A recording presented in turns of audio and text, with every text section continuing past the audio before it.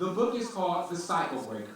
And The Cycle Breaker is different than my first book. The first book was called The Legal Matrix. And what I did in The Legal Matrix, I just pinpointed all the traps of the legal system and what you can do to avoid those traps. Because my goal was to let you know about the traps, and if then you decide to break the law, you can't say anybody, no one told you, right? You can't say I didn't know about the drug laws. You can't say I didn't know about the domestic violence laws. You can't say I didn't know about committing an assault. You knew if you read my book. What up, everybody? It's your man Player T. That's me, Hollywood in the Hood. I'm at the Black Authors and Vendors Fair right here at South Point There Hospital.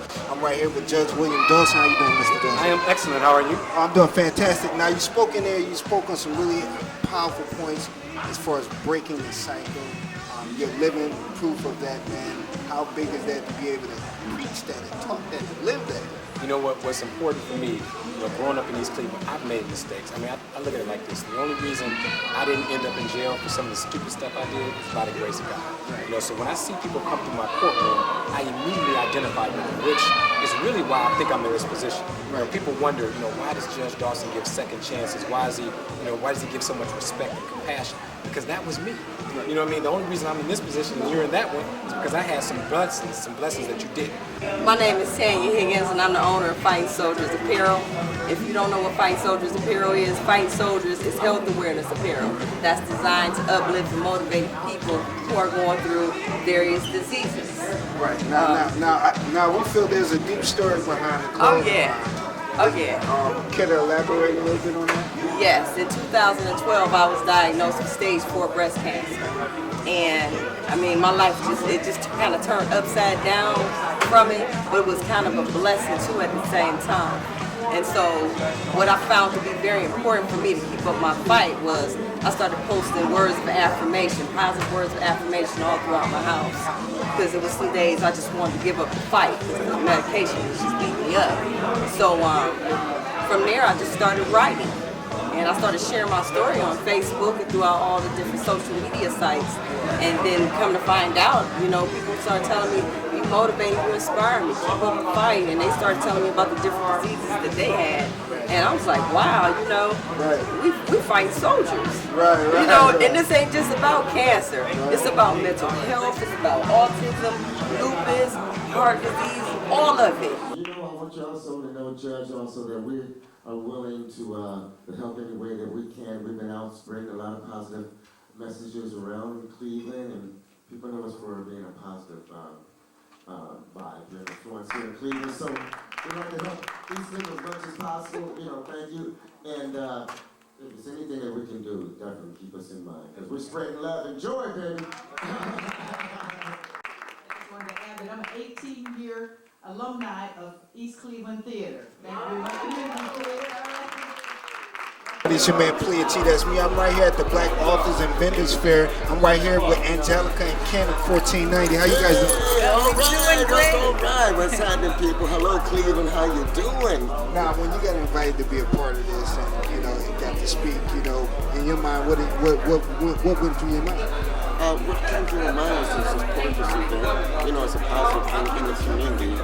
And spread this positive message throughout. And get more people to come out here. The vendors are working good. We got people showing up and spending money, and this is what it's all about. Right here, I'm with author Michael Anderson right here. How you doing, Mike? Man, I'm doing fantastic, man. You got a great book. Can you elaborate on that? Yes, the book is an autobiographical book. I'm nervous. Like doing it? That's why you Hollywood.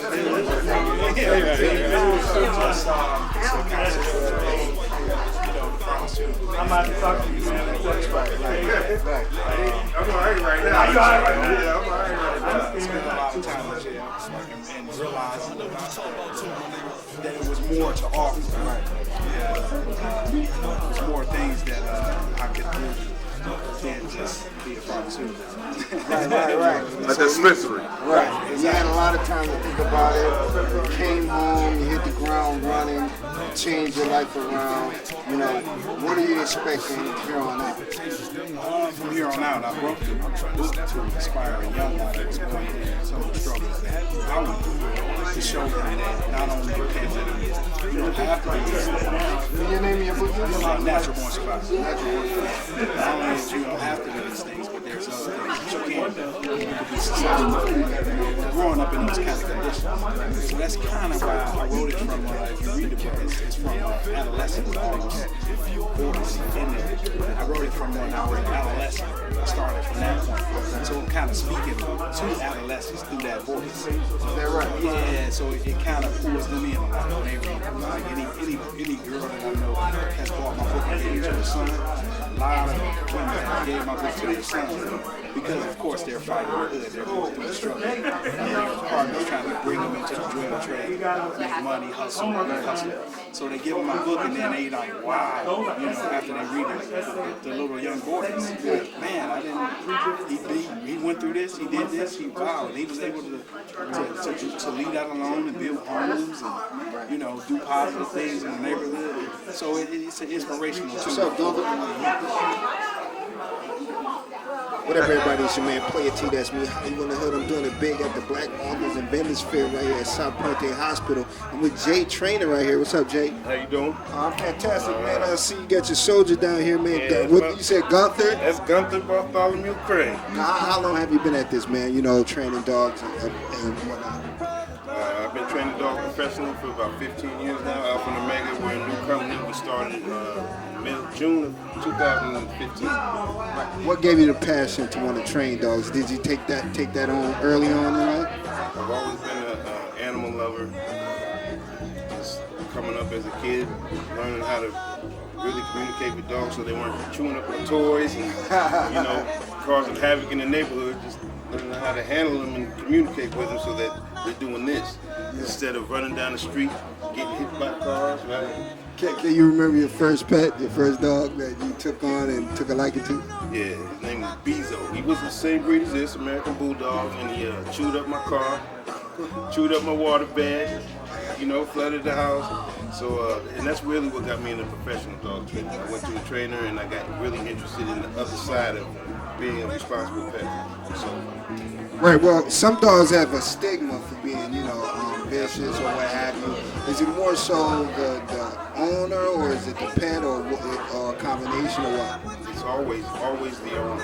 Always the owner. Always the owner. Especially pit bulls and bully breeds. This is American Bulldog. They get a bad rap, but what we forget is that Petey was the original family dog of the Little Rascals. He was a pit bull, right? And so it's not the dog, it's how we raise the dog. Dogs get a bad rap. And as far as obedience training goes, anytime a dog is doing something that we want the dog to be doing, and we call it a bad dog, it's not the dog's fault, it's how we're handling it. So we have to look at ourselves and say, really what's going on? So it's a psychological thing between the owner and the dog.